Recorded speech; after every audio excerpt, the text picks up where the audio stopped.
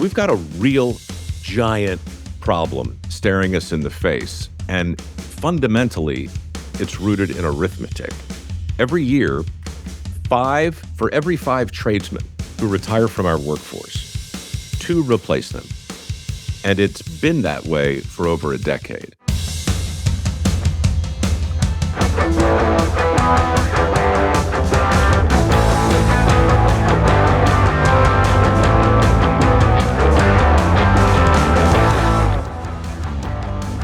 Hey, thank you for being here for another episode of the Chris Cuomo Project. Subscribe, follow, don't forget the free agent merch. It's making a lot more sense now to be independent, isn't it? And we're going to put together a kitty of money. It's growing all the time. And we're going to start giving it to people who are doing the kinds of things that we want to see in the community around us. Don't follow some party putatively, like they were some kind of lousy football team. You should be about you and critical thinking and people who serve your interests, the interests of your family and your community. That's what being a free agent is all about. Wear your independence proudly. That's what the merch is about. You know, branding helps us to kind of develop an identity and have confidence in it. That's why I'm doing it. It's also why I have a very special guest for you today, Mike Rowe. You know him, the voice of The Deadliest Catch, that beautiful baritone. You know, he's an opera singer, classically trained. mikeroweWORKS, his foundation, phenomenal. Rewarding the trades. That's what I talked to him about today. Sure, we wind up talking about a lot of things because he's really, really smart and garrulous and loves to spread out conversation. But dirty jobs, somebody's got to do it. What he does on Facebook, what he does with his podcast, How I Heard It, which is a great podcast. It's all united by this respect for work that makes the society around us. And let's be honest, the trades, they get a little bit of a black eye if you think about it. Would you rather be a lawyer or a plumber? Most people, I think, the right answer is lawyer, right? I mean, that's the money, that's the prestige. Is it? Have you looked at the rates of immediate job acceptance coming out of law school? How much it costs to go through college and law school versus what it is to get a plumbing certification and then to be a businessman. I think people don't understand that. When you think of a tradesman, you think of a laborer or somebody you call and they do something. These are entrepreneurs as well, many of them, and they do very well. But that's not our value system, is it? That's the conversation with Mike Rowe. Why do we see things the way we do about what has intrinsic value, what is more versus what is less, and what it says about us? Mike Rowe is as articulate as he is famous on this issue. He understands the working class and what it means in our overall dynamic and what it doesn't mean, as well as anyone. This is a conversation worth listening to and or watching.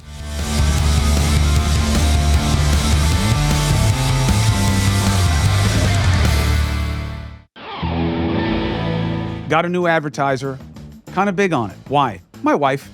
My wife is big on betting, right? You're probably like, yeah, duh. No. Well, a lot of guys like betting also. It was never a big deal for me. My wife talked to us about talked to me. She sat you all down. She sat down the family. All of you sit down. Chris, crazy Chris, cognitive Chris, emotional Chris. And that's how I came to know about Cozy Earth. Cozy Earth makes beddings and they have an expanding product line, but they make their sheets with 100% viscose bamboo, okay? Viscose bamboo. Soft, yes. Luxurious is the word that they use. Fine. Definitely will help you with your sleep. But here's the deal for me. There's no question that it passes the test from a comfort perspective for me, but using bamboo is so much more sustainable than the other types of textiles that people use. Bamboo is easy to grow. You can grow it anywhere. It grows so fast, okay? And it's not as precious as a lot of the other raw ingredients, natural ingredients that are used to create textiles. So you can get Cozy Earth bamboo sheet sets available in white and I think 6 colors. They even come packaged in a stylish, reusable Cozy Earth tote. With thousands of 5-star reviews, it's no wonder that Cozy Earth has become the bedding of choice for a lot of interior designers and celebrities like my wife. So go to CozyEarth.com/Chris right now and be sure to enter my promo code. It's just Chris, my name. You do that at the checkout and you'll save 35%. Whether it's their best-selling sheets, luxury, ultra-comfortable loungewear, or premium waffle bath collection. Delicious. You'll absolutely love shopping at Cozy Earth. And don't forget to check out their limited edition linen bamboo bedding. Different feel, different look, cool. CozyEarth.com/Chris. 35% off. Who loses? No one. Upside. I love this app, and here's why. This is how they get you. I think that all the time, whenever I'm buying anything. I look around even at the gas stations when you see several, and well, why is this one more? Is that with credit card or with that? I always believe people are trying to get you, and I believe that you can always have a better deal. I was at a gas station recently, and they had unleaded, premium, and Slurpee listed beneath it. I'm trying to make a cogent argument for why you should be caveat emptor, buyer beware, and use an app that helps you do that the easy way. I'm doing it too. You don't want to get ripped off on Slurpee prices. Listen, I love him. He does a lot of things well. This is not one of them. I'll be the pitch man. Come on. If you use the Upside app, okay? This is why I dig it. Gas, groceries, dining out. It's not like, these kind of highfalutin types of purchases. It's purchases we make every day. You get cash back on every purchase. And it is money back just for using the app. And what the app does is help you find the best price on whatever you want. You see what I'm saying? So you get cash back like they do with a lot of charge cards, credit cards, but it's also providing you this value of telling you where what you want can be gotten for less. Now, tough to use? Nope. You download the free Upside app. You can use my promo code, Chris and the number 5, Chris5, and you get an extra 25 cents back for every gallon on your first tank of gas. And remember, well, I already have a gas card. Yeah, does your gas card tell you where gas is cheaper? Upside does. And you can claim an offer for whatever you're buying on Upside. You pay as usual with a credit or debit card, you follow the steps in the app, and you get paid. It's very easy. In comparison to your credit card rewards or loyalty programs, Upside says they may give you up to 3 times as much cash back, depending on the other deal you have, all right? So you download the free Upside app, use promo code Chris5, you'll get an extra 25 cents back for every gallon on your first tank of gas. It's not forever. Then 25 cents back for every gallon on your first tank of gas using the promo code Chris5. I think I said that twice, but that's because it's that important. Mike Rowe, as I live and breathe, thank you so much for being on the podcast. Big fan. Chris, here's to living and breathing, brother. That's right. I'll take it. I have a low bar for existence these days. This is absolutely gravy. Do you miss singing? Well, the glib answer is yes. But the truth is, not really, because I'm sitting in my office right now, as you can see, and just out of the range of the camera is a keyboard. And every week on the keyboard, I sit down and I write an unauthorized jingle for one of the podcast sponsors on my own show. I've been doing this for a year. It's outrageous. Nobody has yelled at me yet, and I've got 20 jingles out there in the world. I write them myself. I record all 4 parts myself. Sometimes my producer sings along with me, Chuck. It's ridiculous. It's indulgent. But the short answer is, once a singer, always a singer. Mike was a real singer, by the way.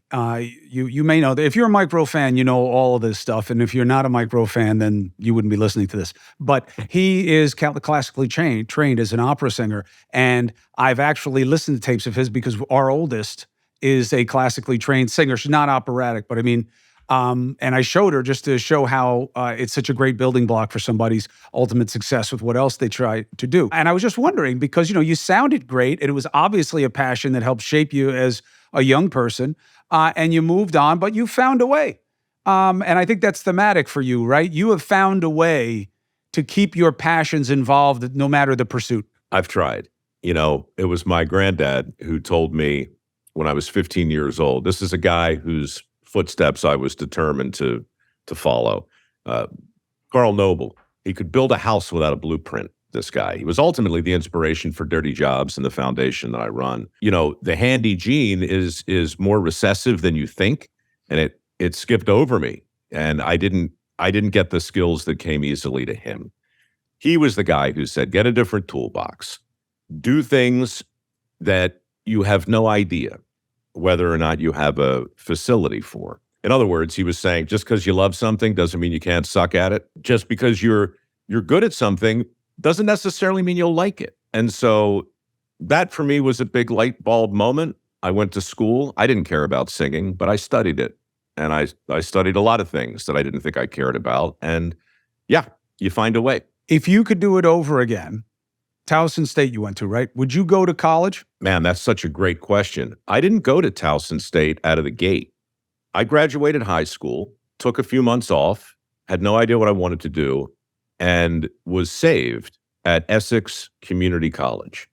It was a 2-year school where for $26 a credit, you could basically experiment. You do anything you wanted. And I stayed there 2.5 years until I felt like at least I had a sense of what I thought I might want to do. Then I tried that for maybe 6 or 8 months, narrating shows, impersonating a host, doing all sorts of things. Then I went to Towson, got my paper. But again, Chris, this is 1982. I graduated in 84 and a half from both those schools. And I went back the other day just to see what the exact same course load would cost for an out-of-state student today. At the time, my AA degree and my BS degree cost a little under $12,000. Today, it's a little over $90,000. So would I go to college if I had it to do all over again?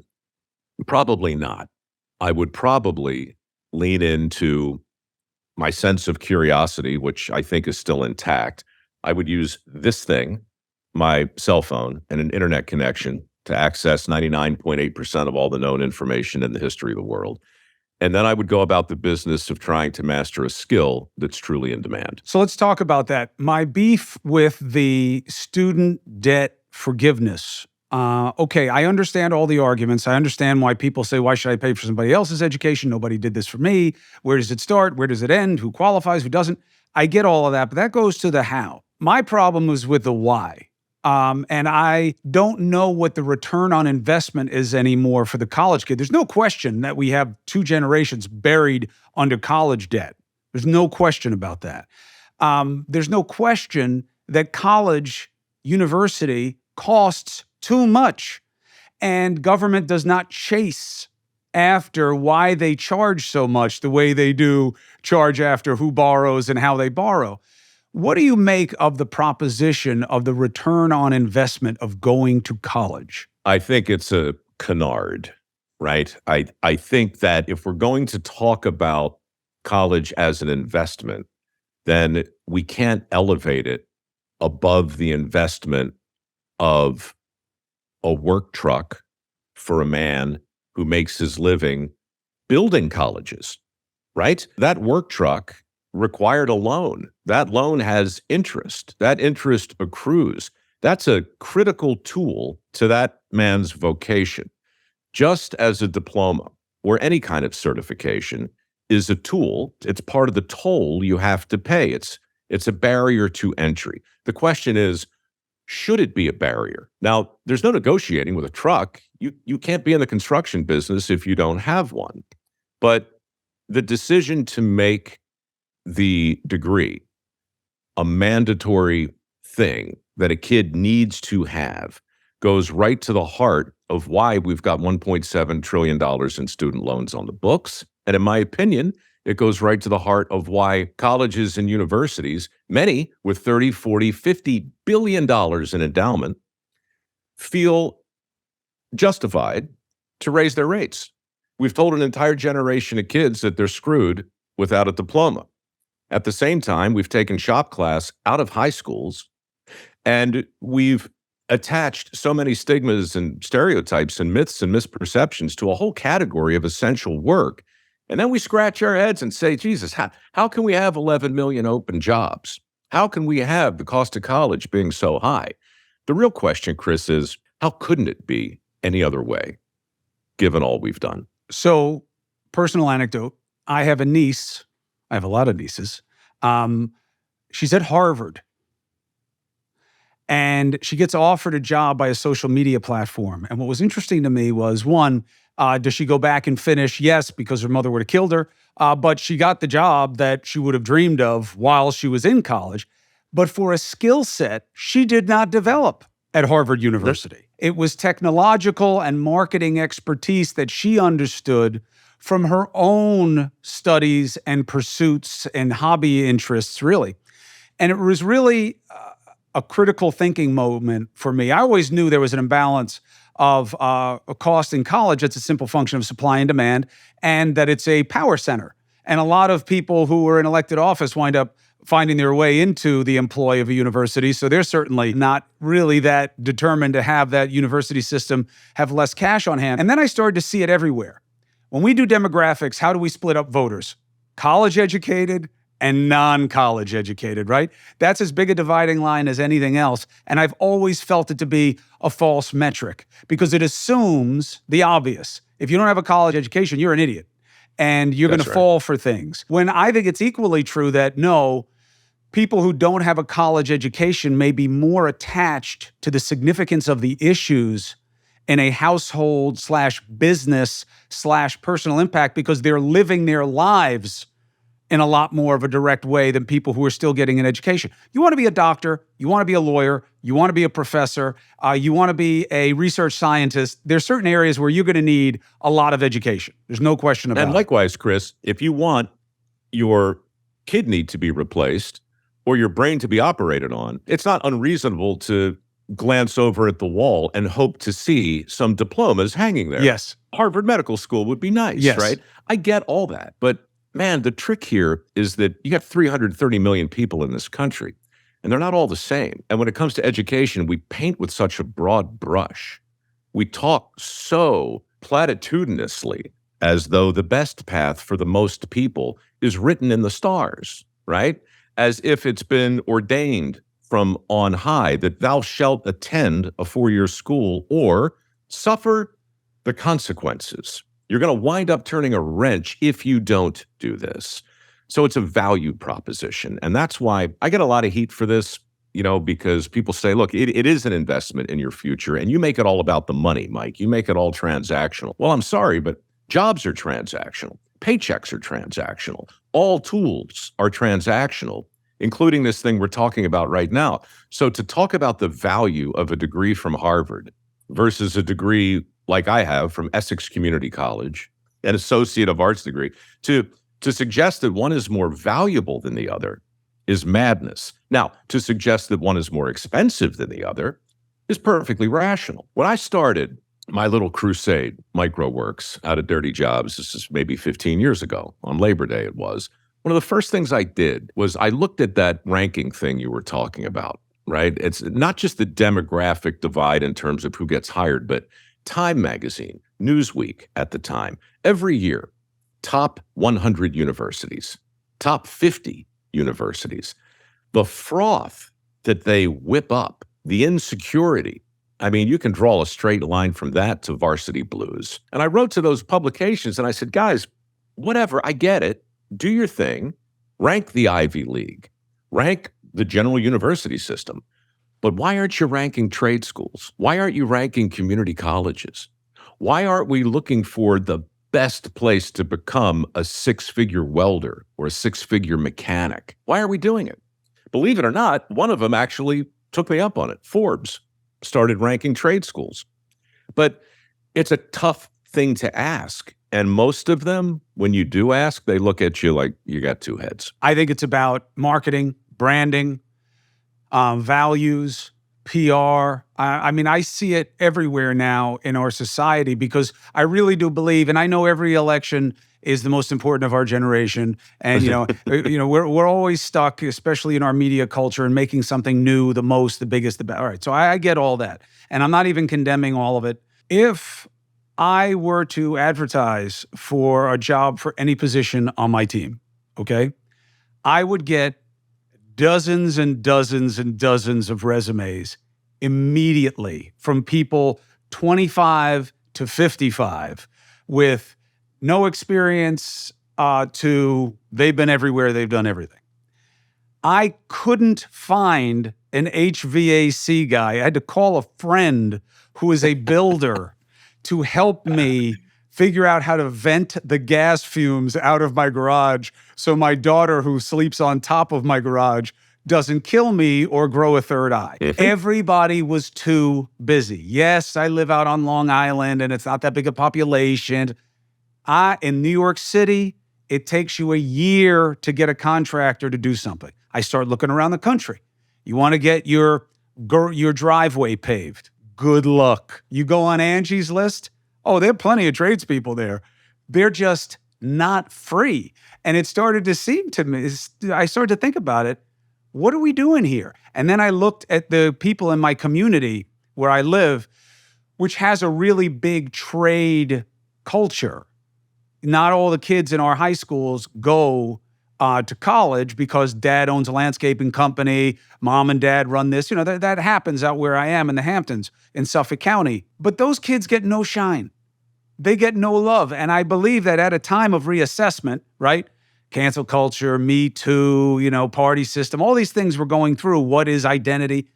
I think that should be on the table. How do we do it? Look, my foundation shines them up every day. Some other foundations I know of do some pretty good work. Some TV shows do some pretty good work. What you're really talking about, Chris, is better PR for a chunk of the workforce that by and large labors out of sight and out of mind. The real crime around this whole thing is the way that everything is politicized, obviously. I can't tell you anything there you don't know already, but education's politicized. Work itself is politicized. And if you're going to confront the myths and misperceptions and the stigmas and the stereotypes that keep hundreds of thousands of people from exploring these 11 million open jobs we have right now, then you have to be persuasive, which means you can't shake your finger and you can't give them a lecture and you can't give them a sermon and you can't be the middle-aged white dude standing on the porch shaking your fist and screaming about work ethic and going on and on about snowflakes. We're the clouds from which the snowflakes fell, right? It's a big, giant, hairy conversation. And part of it, I listened to your podcast the other day. You had my friend Dave Ramsey was on. It just talks very basically about supply and demand. The demand and supply around the workforce is about to catch up to us, in my view, in a way that is really going to amplify your concern. We're not going to be talking about, hey, this guy can make a great living if he learns this skill, or, hey, wait, this employer's in real trouble if he can't recruit more people over here. The conversation is going to shift from that weird seesaw binary back and forth labor versus management nonsense. Not nonsense, but right, the typical thing. And it's going to come down to questions like this. How long do you want to wait for that HVAC guy? For real. How long do you want to wait for the plumber? How long do you want to sit there flicking the switch, waiting for the lights to come back on? We've got a real giant problem staring us in the face. And fundamentally, it's rooted in arithmetic. Every year, for every 5 tradesmen who retire from our workforce, 2 replace them. And it's been that way for over a decade. You don't have to look too far into the future to understand when the math collapses in on itself. And when it starts to go splat, when people can't get a plumber, maybe then we'll start to have a different conversation about trade schools versus 4-year, about endowments, about scholarships, about apprenticeships. Maybe then we'll start to think about what high school would look like with a robust shop program back in the curricula, right? But I'm afraid until the fat part of the bat is really agitated, until guys like you and me and regular families just trying to get through their life can't get their gutters fixed, can't get the solar panel on, can't get the spring well dug, whatever it is, until it hits home at that level, we're going to still see people having conversations about Yale versus Dartmouth or Harvard versus Penn and so forth and so on. And what's the point? A bunch of those kids wind up living with their parents when they graduate, by the way, because the job market, we've largely turned into a service economy, which is different than a trade economy, by the way. From an economic theory standpoint, it is different. It's different if I do your taxes as a service versus whether I build your house. They have different implications economically, and they're even categorized differently by economists.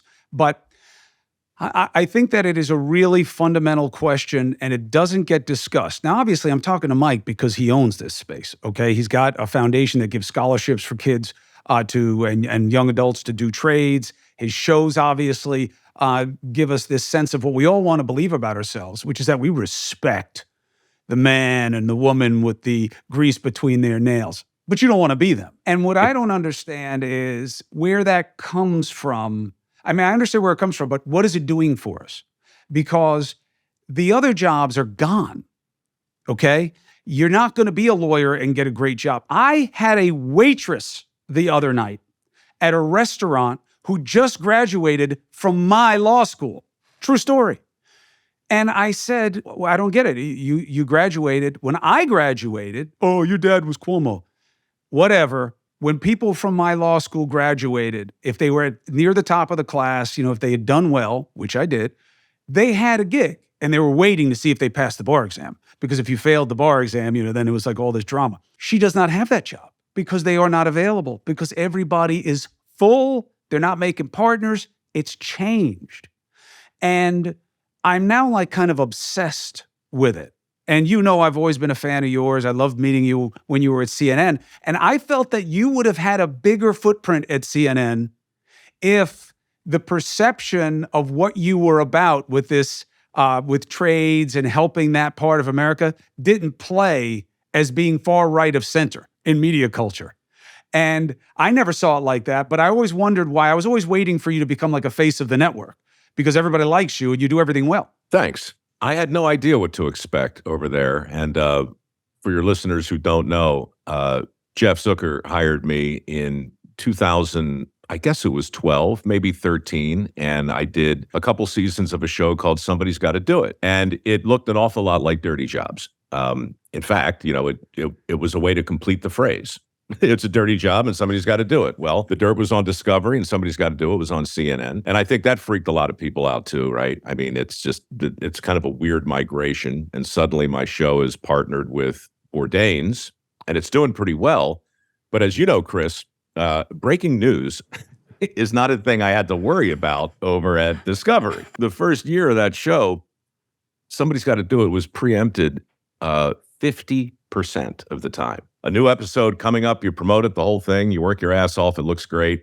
And then, Castro dies, or there's a riot, or the election goes off the rails. And so it was very, very difficult for that show to find its footing over there. You need consistency. But I also felt there's a political perception of this. Like when people listen to this, podcast is doing well, knock on wood. The most consistent feedback I get is, well, you've changed. You're obviously a center-right guy. I have more experience. I'm 52 years old. As far back as I can remember, I've been involved in politics. It was always happening in my house. My father got into politics. I'm the youngest by a lot in my family. So when I was 4, he got into elected politics. When I was 7, he lost his first big race. When I was 8, he was made Secretary of State and now officially in the game. And then he was lieutenant governor, and then he ran for governor, and he was a big sensation, all this stuff. I grew up in it. I have never seen politics as anything but a scourge on my existence because of how it effed up my family life, okay? Because It sucks being examined that way. It just sucks. And I really always am very light. Even on the Trump kids who are all adults, I get defending daddy. I get that you're not going to see it. Now, it's different than if they were 11 or 12 or 20, but I get it because you're so scared. Everybody's against the person that you love, especially in their situation. It must be very intense. I get it. I have never identified with any of these groups because I have seen through them my entire life. I have heard all the conversations that you started hearing after the segment's done, when the people are like leaving the set and they're treating each other totally differently than they were just on television because that's the game and that's what they're doing. And I always joke with people and they're like, well, look, you're a Democrat. Me thinking that the former president lied way too much about things that matter too much and chasing him for it, especially when he started to target my family, does not make me a Democrat. And I always say to them, find me a Democrat with a shotgun in their bedroom. Yeah. Yeah. But that's who we are. When people hear you pushing the trades, they think, oh, this guy's a righty. And we're so stuck in that system, forget about the education system, that people don't want to see it with clear eyes. But I don't understand why somebody doesn't jump on it as an opportunity, because it's such a big need. It's going to happen just simply because the supply and the demand thing is going to force it, and we're all going to wind up with more skin in the game than we thought.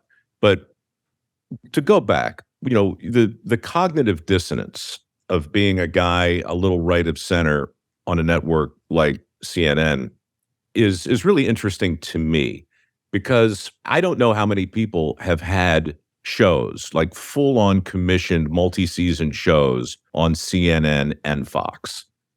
But I have. In fact, Jeff actually did me a solid, your old boss, when it became clear that somebody's got to do it, was really not going to find a steady home at CNN, even though the feedback was just terrific.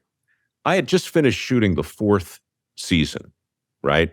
And you're a TV guy. This never happens, right? The election was heating up, 2016. It was going to be a big thing. And Jeff said to me, Mike, I am going to wind up in the Donald Trump business. And if you're upset that your show has been preempted historically, it's only going to get worse. So I'm going to give it back to you. I actually own that show, right? He gave it back, including the unaired season 4. That show is now cut up into half hours, and it aired over the last 5 years on the Trinity Broadcasting Network. Now think about that. That's even further to the right than Fox. A show went from CNN to TBN. I have a show now on Fox. I have a show on Discovery. I got my own podcast. I'm only mentioning this because it's really, really hard to deal with people who can't see you but through the lens of the platform you occupy. The thing that'll really sum this up, and it is relevant to the overall conversation we're having, but I didn't realize the extent to which our country had become this siloed until one week in 2016 when I went on the Bill Maher show, Real Time, to have a conversation like I'm having with you, to talk about the skills gap, to talk about skilled trades, blah, blah, blah, blah, blah. That show was seen by 8 million people. And my buddies on the right just crapped right up their backs. They were so appalled that I sat there next to Bill Maher and had a civilized conversation about a topic that matters to me. 2 days later, I went on the Glenn Beck show. And I sat down there with Glenn Beck and talked for an hour about the exact same thing. In fact, we had the exact same conversation. And my buddies on the left had a vapor lock. They melted down. How could you, Mike? How could you sit next to that guy? And I swear, if you went on my Facebook page at the time, there were 6 million people there, almost equally divided. Each side equally appalled, not at anything I said, but the fact that I had the temerity to sit next to the wrong guy. Right. That's where it all began. And to answer your question, to somehow see a trade-friendly message associated with the right, when in the 70s and 80s, when you think about the unions, when you think about the Democrats, that was over there then. I mean, holy crap, the programming choices, the platforms, the networks, the personalities, the politics of it all. People are just going out of their minds trying to parse a level of cognitive dissonance that simply shouldn't be there. It has to be there, and I'll explain the obvious to you and to most of you listening as well, but it's important for us to repeat things because we get caught up in watching the game and being drawn into the game of our political culture. We treat it like football. Like, I'm a Jets fan. The Jets suck. They'll always suck. But I pretend every year that this is our year and that something has changed, because that's the nature of that game of fandom. But we shouldn't be fans in politics. The plus is everybody wants to own the group that you're speaking for and about. The Democrats, the centrists, the righties, the fringies, the mainstreams, the core. Everybody respects the working man and woman who's making their own way, who's building the country. Everybody wants that brand. So they're all happy to say, yeah, I'm pro them, I'm pro them. Now, what they do for them, that's something else. The negative is, in a binary zero-sum political system, everybody has to take a side. Now, people will say in response, wait a minute, that's not what you say on your show, and I'm not on the side. Two things. One, two things can be true at once. This is the system, and either you play by that game or you don't. And the second thing is the core of this country does not play the game. They watch it the way I watch the shit-ass Jets, but I'm not on the field, and I am not even in the stadium. But I watch the game, and I enjoy the game because that's what I know from my culture. Same thing with our politics. And I believe that this is all related. That if you want people to get out of this idea that college or bust, you have to look at all of it. Why are we college or bust? Because it's elite versus the regular people, the uneducated, the unwashed, the deplorable. And that is a function of the game.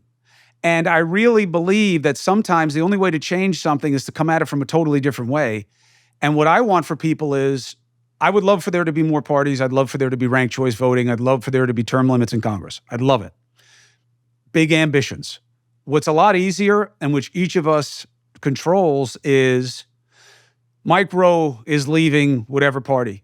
Chris Cuomo, I've never been a party guy, but I'm leaving the party because I'm not going to follow any group. I'm a free agent. I'm an independent. And whatever works for me on that particular issue, that's who I'm going with. Now, we saw this in the midterms. We call these people swing voters. And it's always been deceptive. No, the core of the country breaks center, left, right. It could go either way, depends on the issue.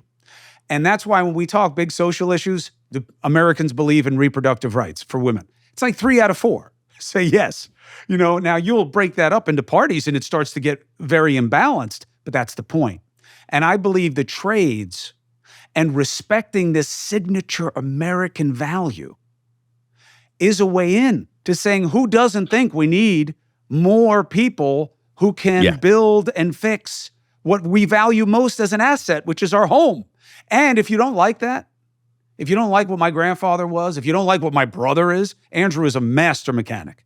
And it really is a lens into how he does governance. You can like his positions, you cannot like his positions. I fight with him all the time. But the guy's a fixer. The guy can fix things. Fix a washing machine, fix an engine, fix a boat hatch. He's a fixer. He's got those skills. I say, what about IT? So before you dismiss me as, going back to the Roman days, who do you think figures out software? You think they teach you that at Harvard? They teach you the science of it, but these are job skill applications that are the future, and they're not going to be learned just in college. Let me go back to your metaphor, which I like a lot. It is a game. And most games do and are defined by a binary outcome. Football is a game. Baseball is a game. Politics is a game, especially in a two-party system. This or that, good or bad, right or wrong, left or right, right? I think, I can't speak for anybody but me, but my time at CNN, I had a front row seat. It felt like that game culture, that game metaphor had already started, but was really and truly starting to impact and infect news. I don't want to see news as a game. I don't want to see journalism as a binary outcome. I want journalists who are deeply skeptical of anybody who's in power and deeply indifferent to their ratings. Now, I know that's pie in the sky because they entered into that world where they were going to be weighed and measured by the very thing that I'd be weighed and measured by over on Discovery or on my Facebook show or any other show. So I think you're right. I think that by and large, our society is informed by this binary game metaphor. And I think what's happened is it's leached into all of our institutions, not just politics. It's leached into medicine. It's leached into science. It's leached into journalism. Everyone has been so firmly trained to either love the Jets or hate them. Everything has sort of distilled down into a this or that thing, right? And of course that impacts the trades because when it comes to work, there's a long list of stuff we can't control, but we can control the definition of a good job. We actually get to decide what that is. And God help us, we have. We did it. We took the bait and decided that jobs are inherently good or bad. And we have a whole list of jobs that are good / aspirational. What a coincidence that those jobs require the most expensive form of education available. What a coincidence that that education cost more than it's ever cost. And again, not to beat the dead horse, but one more roundhouse at it. I mentioned my degree, 12 grand to 90 grand in less than 25 years. Nothing in the history of Western civilization has become more expensive more quickly than the cost of a 4-year degree. Mm-hmm. Not energy, not real estate, not healthcare. While its value's gone down. Exactly. The return on the investment has declined. The cost for entrance has jumped. And the only way to explain it is because it has very little to do with education. It has a lot to do with contacts, and it has a lot to do with ego, and it has a lot to do with fear. You asked this question earlier, Chris. You said, I'm not sure why we put the pressure on our kids that we do to do these things. I don't know why either, but it is a fault in our stars. It has something to do with my granddad wanting something better Yes. for his. Yep. And my dad wanting something better for me. Yep. Well, how much better, really, can I want it for my kids?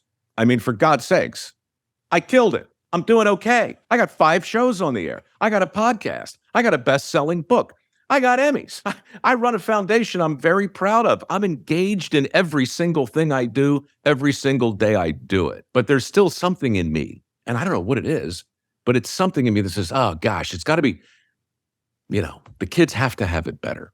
What can we do for them? That's normal, but we can decide what better looks like. Yep. And we can get our thumb off the scale. And we can try to get out of this terrible binary trap. Let's make a deal had 3 doors, dude. It wasn't door number 1 or door number 2.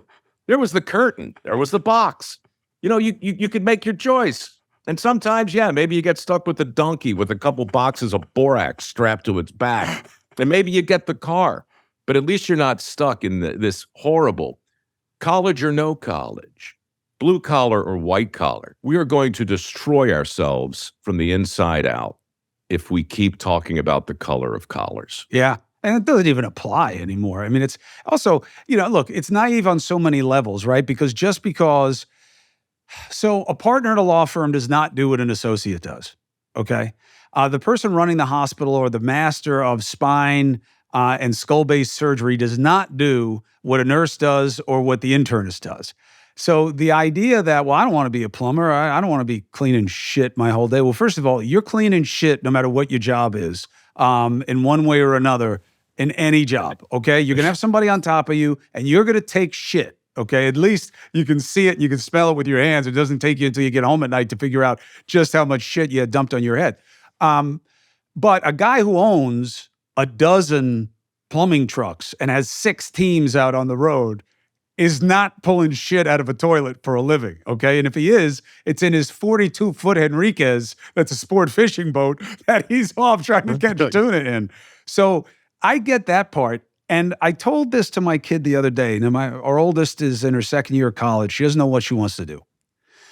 And yes, I see the hypocrisy in all of this. Please, if there's one thing I am all the time, it's self-loathing. But well, you're consistent, man. I said to her, here's what I would do if I were you. I would definitely take time off, and I would just figure out what you want to do in the world that helps somebody else. Figure out what it is. If you're doing that, you're never going to work a day in your life. I really believe that. I said, and just think of it this way. One of the main things we have to do for our kids to get them ready for college, now that the SAT's gone away, God forbid you be measured. Don't be judged. Measured. Yeah, don't be judged. No, because that's not how life works, right? We have you do service projects. You're going to have the grades. You're going to have the sports. You probably won't be getting recruited for sports. Otherwise, it would be a more simple process like mine was. But they do service projects. They go out. They inoculate dogs in Honduras. They go and they help the homeless. They maybe even sleep outside with the homeless. Why? Because that is the better that we should be expecting. Not Mike's going to do better than Grandpa did because he's wearing a suit and a tie, or that he's making a certain kind of money, because there was an expectation by your grandfather, my grandfather, who was a grave digger and then a grocer, that life is easier. Maybe, maybe not. Maybe it's not better. And when we want a kid to be prepared to go to a good college because the college sees that what they do is help people, and they all talk about that in their service mission at school, never pays off. You wind up taking the job that pays you the most, that puts you in a corporate structure, that gets you to where you want to be, and it's not about helping society. Not for everybody, but I'm saying that's not what the system is about. That's my point. We got to rethink it. We are in control of more than we think. And we should be deeply skeptical of anyone who's talking in broad strokes. That, to me, is the real devil in all of this, because it's so often well-intended. The guidance counselor means well when they reinforce this idea that you're screwed if you don't get into college, because they're looking at big, giant actuarial tables, and they're looking at salaries, and they're concluding all sorts of things. And the politician does the same thing. You don't get elected by getting behind a message that's real good for Chris Cuomo's daughter, who doesn't know what she wants to do in her sophomore year, right? That's not how you get elected. That's not how you become a CEO. You almost have to deal in tropes and platitudes and cookie cutter advice. But we've gone too far with all of it. And, back to Ramsey, because I really just did listen to that episode, and I really liked it. He talks about that supply and demand. He says you can't get off the roller coaster in the middle of the ride, right? Which makes sense. But I say you can't get on the roller coaster unless you're this tall. We've all seen the signs, right? The tiger with the hand out, the paw out. We are all this tall. We're on the ride, and now we have to hang on. And then we get off and we wander through the park, and now we're smarter than we were than when we got on the roller coaster. We can look at the carousel and go, oh, no, that's not for me. We can look at the loop-de-loop. We can look at the hellhole. We can look at all the different rides, and we get a little smarter as we go. And that's what college should do when it's at its best. It should help you cross some shit off the list. Right. It should help you lean in a little harder to stuff that you didn't know you thought you liked. There's just not enough time. There's not enough patience to let kids fall on their face and fail. I profiled over 350 people on dirty jobs in 20 years. And the crazy thing, and again, here I am about to generalize after just telling you it's the worst thing you can do. Change is hard. If that control group knows something that the rest of us don't know, and I assure you they do, one of the things is don't follow your passion. Don't do that. Bring it with you, right? Bring it with you. By all means, be passionate about whatever it is you do. But this notion that you have to follow around this dream that you have, that's not how the world works anymore.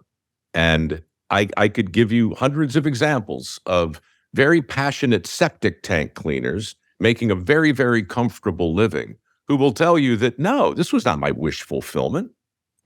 Les Swanson from Wisconsin, season 1, Dirty Jobs. The guy was a guidance counselor and then a psychologist for 25 years. And then he bought a septic tank cleaning truck, and now he's killing it, in his mid-50s. So I guess it's just a long way of saying it's a crooked path, and we have to embrace the crookedness of it. But we don't. We sell this straight line, and this is what you have to do, and woe unto thee who wanders off. Are you kidding me? My whole life is a Forrest Gumpian wanderlust. Well, that's because your life is about ands more than ors. So Marshall Goldsmith, this is his line. He's the guy who brought mojo into corporate parlance and understanding of performance. He's a friend and a coach. He says a lot of things. But in terms of what gives you an earned life, he calls it an earned life. One is because you're going to have to work for everything that matters. Everything that matters in your life is hard. What you make yourself as an individual, your individual behaviors, what you are in your community, what you are wherever you work, as a parent, partner, whatever relationship construct you have in your life, your fitness, it's all hard work if you want it to go the way you want it to go. Then he says, you got to have more ands. And this is what I say when I get attacked from the left about this idea of college. I say the irony is you want me to be non-binary in my thinking about identity. Okay. But you are binary in your thinking about whatever you don't agree with. We need to be non-binary in all of our thinking. So you need tradespeople and diploma people. You don't need necessarily to say this one's good and this one is not, because you absolutely need both. And I have to tell you, the data is not good for the diploma people. It's just not good. It's a social value that is based on expectations that no longer exist in our economy. And you can realize that or not, but the numbers are what they are. But there are two things that happen in American society, and it's different than other societies. We only live by facts that we prefer. We do not live by facts here. And I think it's about maturity and age and evolution of culture. We keep doing things that we know don't work. Our political system is perfect proof of this. You cannot find someone who is a fan of yours who will say, yeah, this two-party system, man, this is the way to do it. This is the way to do it. You know, I like this. This is good. Nobody. And that's because no other mature democracy does it this way. Sure, UK has two dominant parties, but it's got five that are players, and in a parliamentary structure, you have stakeholders that are parts of coalitions. Closest thing we can do to a coalition is what's happening within the Republican Party right now, which is where you have a minority because of a thin margin that has oversized leverage for a moment, and they're exercising that, and that doesn't bother me because that's just what the game is. If you don't like that, I got much bigger changes to make than what's happening in the vote for speaker. But I do believe, to go back to end where we began, this is about narratives and layers of thought and feeling and rationale that will only be countered with layers of thought and feeling and rationale. And if we want things to be different, nothing changes if nothing changes. And that's why I wanted people to hear where you're coming from on this and to have them revisit some of your work and efforts, because I don't know anybody who's any deeper into this, who's a big shot than Mike is. Every once in a while, somebody dips in, you know, that they care about working men and women, and that's cool. But it really is the nexus of where all your work is. And I really believe it's our future. Thanks. If we're landing the plane now, we're starting to go back to the first question you asked me. It was a good one. You know, if you had to do it all over again, would you go to college? Because you asked me a binary question, I gave you a binary answer. I said no. But don't forget the part of the answer that said, I've got new information. I know what it feels like to be on the roller coaster now. I know what it feels like to go on a lot of rides. And what I learned along the way is that I have something I didn't have in 1984. I have this. I have this thing I'm Zooming on with you right now. I watched a lecture last week from MIT for free, the same exact lecture that kids are paying a fortune for. I don't mean to say that the two are identical, but there exists a portal today that didn't exist when you and I came through the university system. And anybody who's curious can scratch that liberal arts itch as hard as they want. And that's what I want to be clear about. I get a lot of heat because no matter how hard I try and nuance it and talk through it, I still wind up looking like the anti-college, anti-education guy. I am not. I'll say for the record, and again, you are screwed without an education. Now, I'm not going to tell you exactly what an education means. It means a lot. You know, it could be an apprenticeship. It could be community college. It could be homeschool. It could be Harvard. It's all of it. But never confuse my position with anti-education. I couldn't agree more with what you said about, you know, the yin and yang of this whole thing. It's two sides of the same coin. We need a highly educated chunk of our workforce to handle the most complicated jobs that are out there in medicine, science, exploration, and so forth. But to somehow suggest that that's more or less important than the skilled trades, well, that's what we've done. And we're woefully out of balance as a result. And the only missing thing that we really didn't talk about that matters a lot is work ethic. That's an individual thing, and it's the opposite. It's the opposite of the bromides and the platitudes and the cookie cutter advice that can only be gleaned from looking at charts. We award at Mike RoweWORKS work ethic scholarships. We've given away $6 million. And we limit it to kids who don't want to go to a 4-year school and who are able to distinguish themselves by making a persuasive case, or at least trying to. Show me references. Show me a video. Write me an essay. Make a case for yourself. Chris, it's unbelievable. I've been doing this for 15 years, and every year we help 250, maybe 300 kids. And the first 6 years of this was hard because all my evidence was anecdotal, and I could only talk to you in broad terms about what I think and what I believe I've seen. Now, I'm circling back, and every year we sit down with people that we helped 5 or 6 years ago, and the guy you described before is real. The guy who learned how to weld with a $6,000 certification and then hired his buddies and then hired a plumber and bought a van and then bought another van and got an electrician and an HVAC guy and now has a $3 million a year mechanical service businesses. That guy is real. I know him. I know many like him. And the path to prosperity in this country, one of the paths, is still absolutely positively defined by the willingness to learn a skill that's in demand, show up early, stay late, take a bite of the poop sandwich when it comes around to you, because that's the way the world works, and you'll get there. I can prove it. The shows I work on attempt to celebrate that, and the conversations that we're having, hopefully, will drive it forward too. I believe in it. I see it everywhere. I mean, again, the other day, can't figure out the dryer. I have 2 identical dryers in my house. Same setting, same temperature setting. Check the back. I thought maybe the exhaust the expander flex aluminum foil thing. Retape that thing on there. Nope, it's not it. I call. I got a great relationship with the appliance guy. He says, I'm sending you a new one.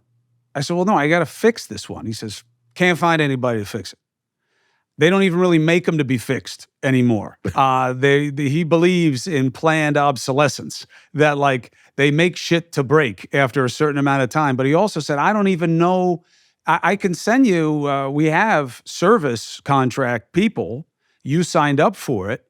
But more times than not, unless it's the washing machine where it's a cleaning issue, they're going to recommend replacing whatever it is, especially if it's a couple years old. This is such a whole different conversation, but real quick, I played Tim Allen's brother on Last Man Standing, his little brother, right? The first time I met the guy, we're standing backstage, and it's the technical dress. So we have an audience, and we're back there, and it's right before we're going to film that evening. And we start talking about this same thing. And he's got a grandkid, and he had a busted blender. So he sits down with his grandkid to show him how to fix the blender. Big teachable moment. He's so excited. Now, he's telling me this story, and we're just on the other side of the door. The studio audience is on the other side.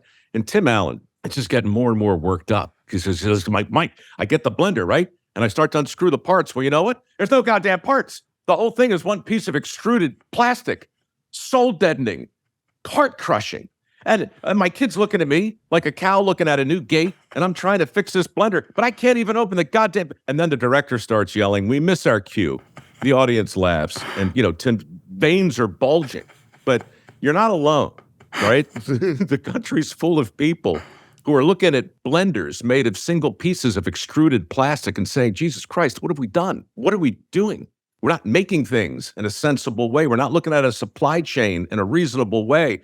And we're not educating kids in a way that's going to lead to a job that actually exists, So it's a big topic. There's room for people from every network, from every political leaning to sit down and come together and talk rationally about how to get our workforce balanced again.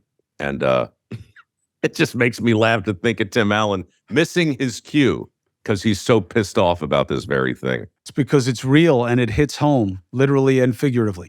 Mike Rowe, I appreciate the work you do. I'm always a call away to help with any of your efforts, and you're always welcome wherever I am. Thank you. And let's circle back and talk about the thing we talked about before we started talking about this. Yeah, that thing. That's what we'll do. You know what? That's a stupid tease. Your audience should know. Okay, go ahead. Dirty jobs. Somebody's got to do it. Returning the favor. The way I heard it, every show I've ever worked on, I've tried to bend into the skilled trades, to touch it, right? Chris and I were talking about what would a show look like that hit the nail on the head, right? What would American Idol look like if it were geared toward finding the best plumber or the best welder? What would Lifestyles of the Rich and Famous look like if the whole point was to lean in to a successful middle-class career that featured balanced lives of people who knew how to fix shit, right? What would that show look like? And what I said to you before we started the podcast was, I've never been able to find a network or a production company who's willing to make that show, because that show has never existed before in a way that really resonated, with one exception: This Old House. This Old House, I think, is still on. I think it's been on over 40 years. But it's PBS. It's modest. Nobody gets a pie in the face. There's no competition. There's no quarterly hour assessment of who's watching and who's not. So maybe we're entering into a time when we're finally ready to do the kind of show that we were talking about. But for now, the best we can hope to do is scream about blenders that can't be disassembled and shake our hands, shake our fists at the heavens and say, why? It used to be, at least there was a point of pride. I love teaching my kids. The oldest one's now driving. My son's about to be driving. Change your oil, change a tire. You know what I mean? Assuming your car has a spare tire. Now the tops of the engines have these hermetically sealed dust covers that they call on them, that you need a special tool for, that they only sell at the dealership. And once you get it off, look, a lot of it's computers, but my brother laments this more than I do, because he really loves the old-fashioned muscle car engines. I say, but from a skill set position, someone built a computer. And even though it takes a computer to assess which sensors you need, and more of our engines, they still work simple combustion for now, suck, squeeze, bang, blow. Not the title of my favorite porno, but the, sucking in air and gas, squeeze it, bang is compression, blow is the exhaust. And people have to learn how to fix them and know how to put them together and know what the parts are. And yeah, you can make machines that'll work you out of existence, but not always, because they can never be creative. Here's my gift to you, my parting gift, Chris Cuomo. I don't know if you title your episodes. If you do, I don't know how you come up with titles. But if you don't, you should seriously consider calling this one Suck, Squeeze, Bang, Blow with Mike Rowe. It's snappy, it rhymes, and I think it's an episode I'd be proud to share. Done. And I look forward to the summons and complaint. Mike Rowe, thank you very much. I look forward to seeing you and talking with you again soon. The best for the new year, brother, and thank you for the work you do. Anytime.